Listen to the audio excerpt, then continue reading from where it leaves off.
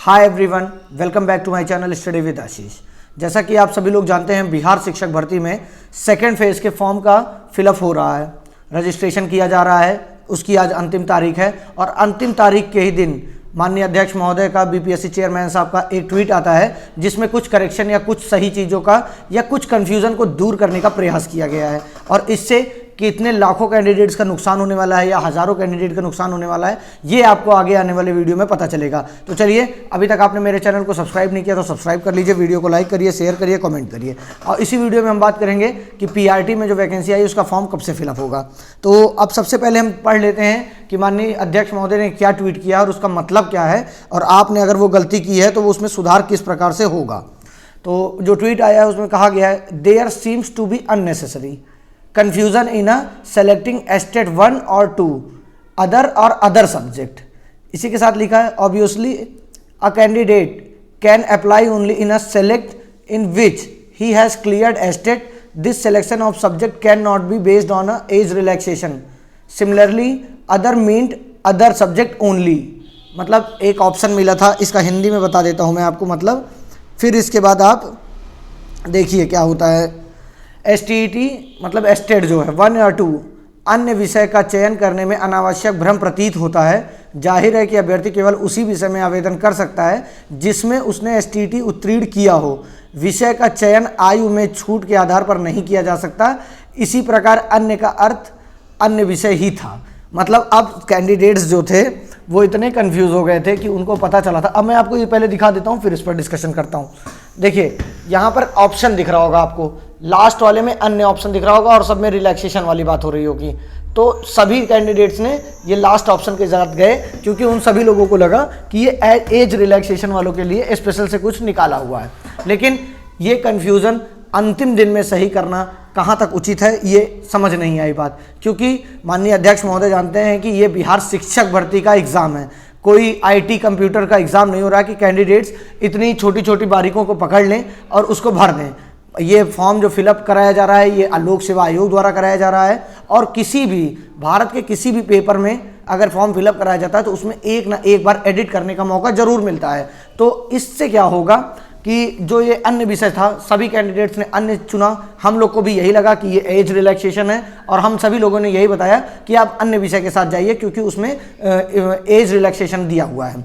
बाकी सारे candidates most of गए हैं अन्य पे। कुछ ही कैंडिडेट्स हो सकते हैं कि जो उस पर लगाए हों और ये समझ के वो एज रिलैक्सेशन के लिए लगा दी हो तो अलग बात है, लेकिन अगर वो ये समझ के लगाए हो कि नहीं इसी में लगाना है तो ऐसे चांसेस बहुत कम है। अब इससे क्या होगा कि हज़ारों कैंडिडेट्स ऐसे हैं जो कि रजिस्ट्रेशन के अंतिम दिन में ये ट्वीट देखने के बाद एकदम परेशान हो जाएंगे और इधर उधर कुछ करने लगेंगे, मुझे कॉल करने लगेंगे, मैसेज करने लगेंगे या किसी को भी कुछ भी करने लगेंगे, क्योंकि उनका ये कन्फ्यूज़न दूर ही नहीं होगा। अब सभी कैंडिडेट्स को क्या करना पड़ेगा कि आपके पास रजिस्ट्रेशन कैंसिल करने के लिए कोई ऑप्शन ही नहीं है, क्योंकि यहाँ पर कहा गया माननीय अध्यक्ष महोदय द्वारा जो अन्य सब्जेक्ट है सिर्फ अन्य है, उसके लिए जो आपका सब्जेक्ट अगर ऊपर है तो वो छूट गया था, आप अन्य सब्जेक्ट के लिए एलिजिबल होंगे।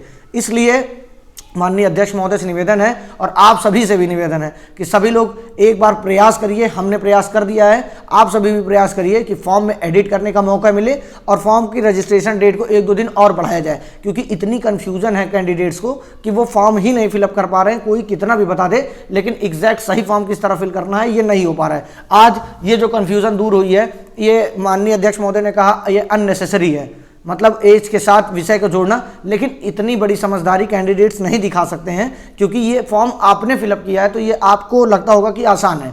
इसलिए जो कैंडिडेट्स हैं जो दूर दूर से जा रहे हैं, कैफे वाले से भरवा रहे हैं, वो सभी कैंडिडेट्स एकदम परेशान हो चुके हैं और फॉर्म भर के ही हतोत्साहित हो गए हैं। एग्ज़ाम की बात तो छोड़ दीजिए, और इसी के साथ एग्ज़ाम भी आपका 7 से 10 के बीच में कराना है।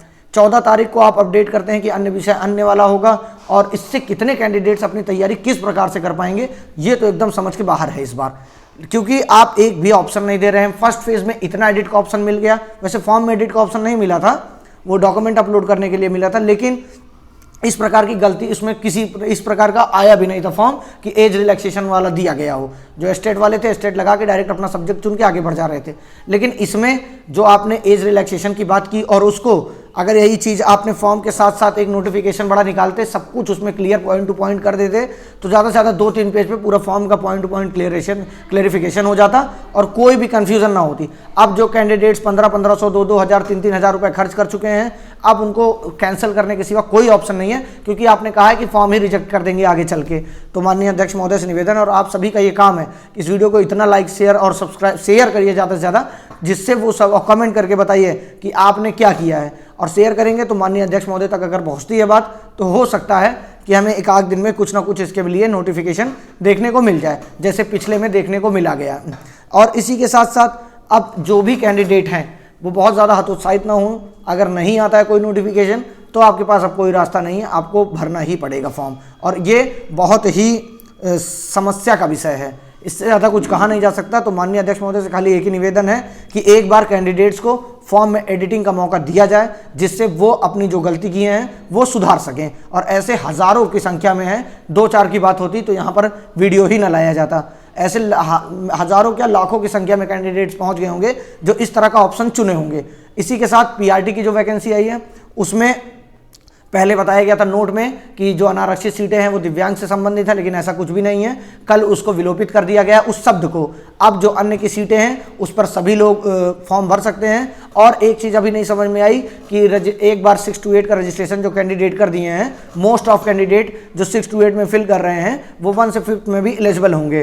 तो अगर फॉर्म रजिस्ट्रेशन डेट इसी के साथ आ गई होती और या इसी में ऑप्शन मिल गया होता तो कैंडिडेट लगा देते। अब फिर से उतनी ही पूरी प्रक्रिया कैंडिडेट्स को भरनी पड़ेगी जब फॉर्म फिलअप का डेट आप स्टार्ट करेंगे। और ये कब स्टार्ट होगा अभी इसकी जानकारी किसी के पास है नहीं। हो सकता है 1-2 दिन के अंदर आपको पीआरटी वालों को देखने को मिल जाए। इसी के साथ साथ 6 to 8 में जो कैंडिडेट्स हैं उनके लिए भी जो परिवर्तन हुआ था उसको टेलीग्राम ग्रुप पर भेज दिया गया है। वहाँ से जाइए आप और अपना देख लीजिए कि आप एलिजिबल हैं या नहीं हैं। किसी से भी पूछने से अच्छा है कि आप नोटिफिकेशन उठाइए। नोटिफिकेशन में अगर लिखा है जो चीज़ें उसमें आप समझ पा रहे हैं, थोड़ा सा आपको फॉर्म समझ के ही भरना होगा, अन्यथा आपका फॉर्म रिजेक्ट हो जाएगा। और इसके जिम्मेदार कोई भी चैनल वाले नहीं होंगे, सिर्फ और सिर्फ आप होंगे। तो आपकी जिम्मेदारी है कि आपको स्वयं नोटिफिकेशन एक बार अच्छे से पढ़ के अगर आप उस अर्हता को धारण करते हैं तब आप उस फॉर्म को भर दीजिए, नहीं तो बाद में नंबर सिलेक्शन होने के बाद भी आपका बाहर होना तय हो जाएगा।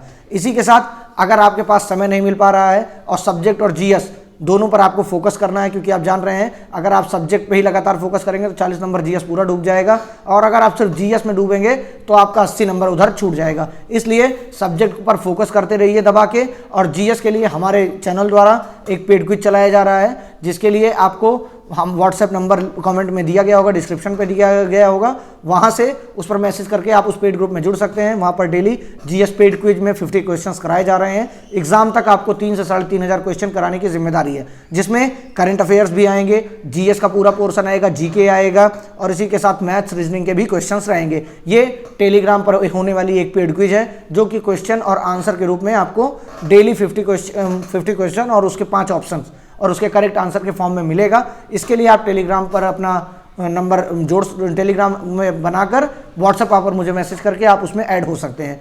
तो चलिए, जितने कैंडिडेट्स भी परेशान थे अभी तक कि उनका फॉर्म फिलअप नहीं हो पाया है या रजिस्ट्रेशन कर लिए हैं अब उनको कैंसिल करना पड़ेगा, वो सभी लोग ज़्यादा से ज़्यादा वीडियो को लाइक शेयर कमेंट करिए, जिससे ये सारी सूचना सभी कैंडिडेट्स तक पहुँच सके।